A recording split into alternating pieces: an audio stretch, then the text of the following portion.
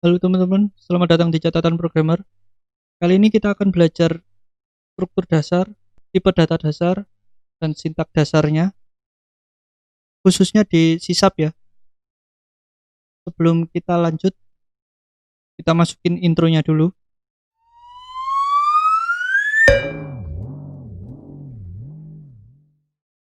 Oke, jadi di setiap bahasa pemrograman itu kan memiliki sintak dan simbolnya masing-masing. Tetapi sebenarnya itu sangat mirip-mirip kok. Contohnya aja, kalau kalian pernah belajar C dan C++, itu kebanyakan akan sama dengan yang ada di sisap. Di video ini kita itu akan membahas sintak dasar dan pemrograman dasar. Kita buka dulu Visual Studio-nya. Nah, ini tampilannya. Nah, untuk di sisap itu ada, kalau kalau aku ya memahaminya itu ada tiga struktur dasar. Oh ya, maaf kalau penjelasannya kurang bagus karena aku juga bukan guru atau dosen, aku hanya berbagi ilmu aja. Untuk struktur pertama itu di bagian atas ini tuh tempat ini ya, deklarasinya library kita. Contoh, kita misal punya library untuk JSON, misalnya untuk yang uh, deserialize dan sama serialize serialize JSON, itu kita bisa deklar di sini misal Newton Soft, atau enggak ada misal sistem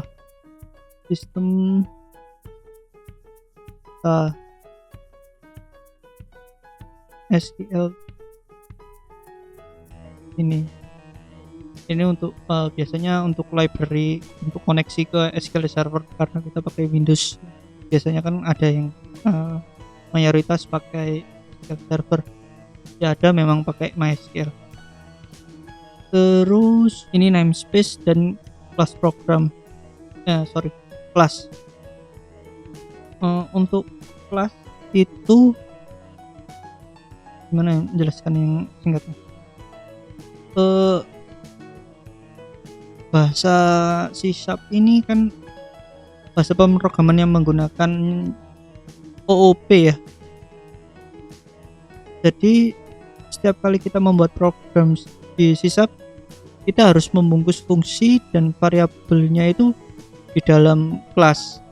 Jadi intinya itu adalah kelas itu seperti sebuah rancangan atau blueprintnya dari objek kita nantinya.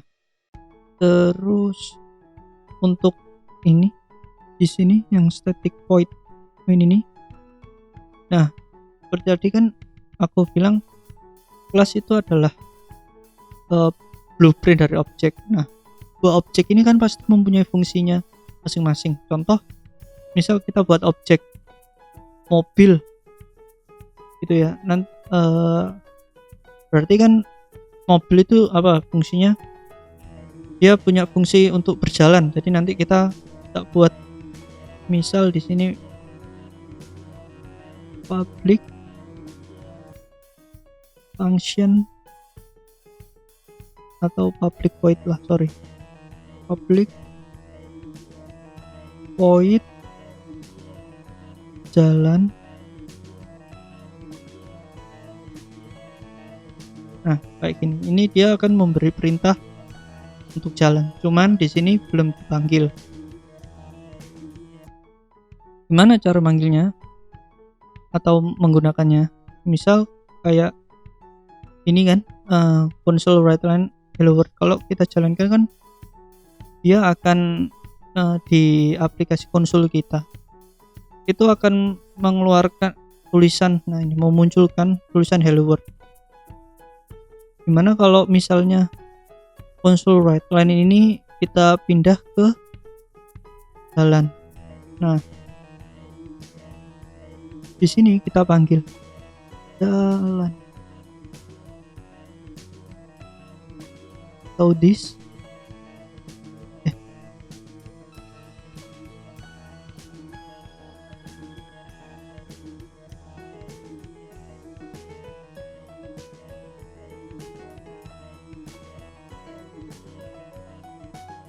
jalan.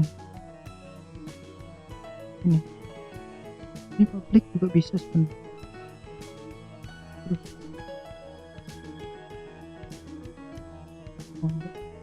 karena ini static ya, static void. Nah, kita jalankan. Ini pasti akan juga sama mengeluarkan tulisan jalan. Nah, ya kan sama. Kalau kita ganti ini, hello, nama saya Enggar. Nah, ini kan juga ganti jadi hello, nama saya Enggar. Nah, itu tadi kok untuk ini ya, sintak dasarnya. Untuk tipe datanya itu di sini ada beberapa. Integer itu untuk angka bilangan bulat ya. Integer misal angka bulat sama dengan 0, kita inisialisasikan bahwa nilainya itu 0. Itu kita deklarasi variabelnya seperti itu. Atau kalian juga bisa, misal kalau nggak mau ribet atau nggak tahu, itu bisa kayak gini juga, var angka sama dengan 0. Nah, angka bulat ini tipenya integer, di angka ini juga nilainya integer, tapi dalam artian harus kalian ini ya, harus deklarasikan karena deklarasikan harus kalian inisialisasi awal nilainya, biar dia tahu bahwa angka itu nilainya apa, tipe datanya apa, apakah string atau integer. Ngomong-ngomong string itu seperti kayak gini, hello, nama saya Enggar, ini tipe datanya string. Jadi kalau kita tulis string pesan, terus kita copy tulisan ini,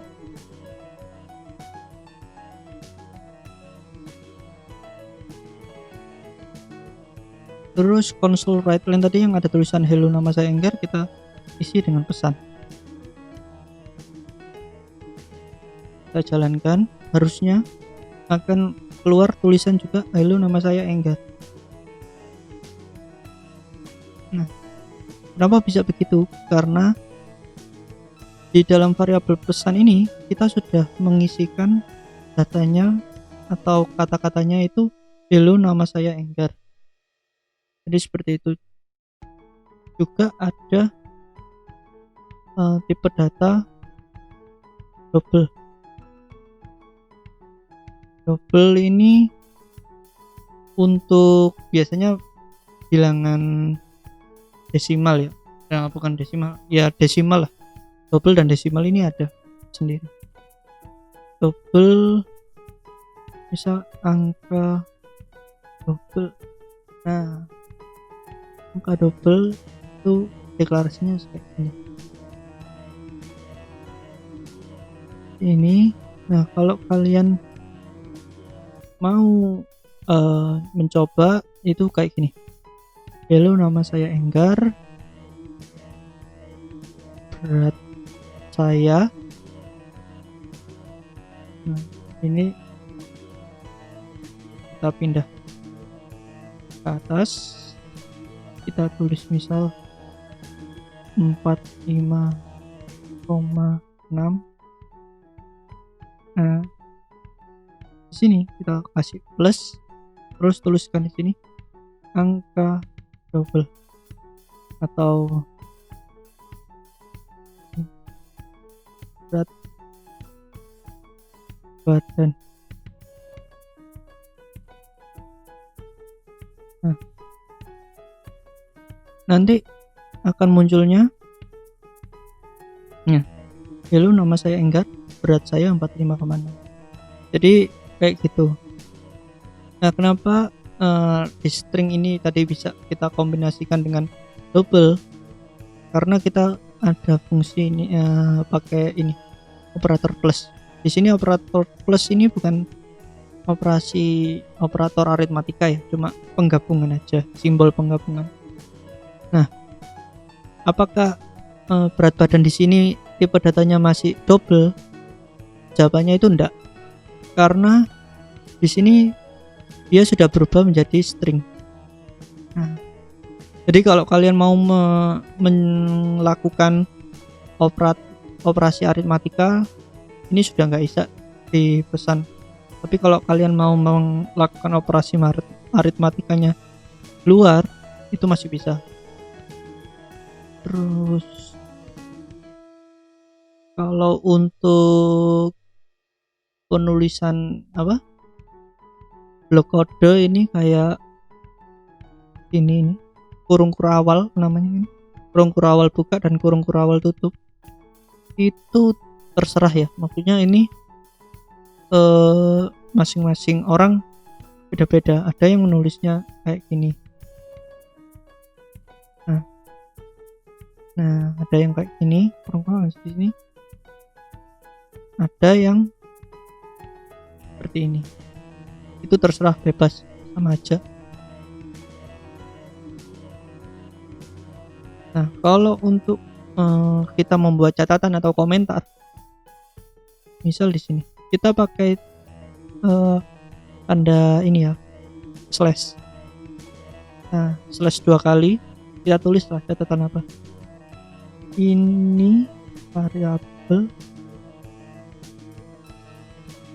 isi pesan. Oke. Nah, ini itu hanya berupa catatan aja sih, kan daripada kalau kita lupa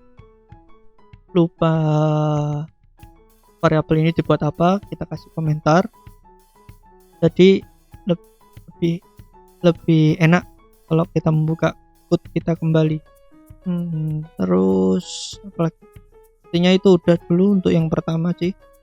Di video selanjutnya kita akan membuat program untuk .NET Core, karena ini masih, kalau nggak salah ini masih .NET Framework kalau nggak salah. Lihat, lupa, ini .NET Framework ini harusnya. Oh, sudah .NET Core, jadi kita nanti ke ini. Kita akan membuat program .NET Core untuk ini ya, input dan outputnya. Biar videonya tidak terlalu lama, akan dilanjutkan di video part selanjutnya. Terima kasih yang sudah nonton. Jangan lupa share untuk video ini biar kita bisa belajar bersama. Dan sekali lagi terima kasih. Dadah.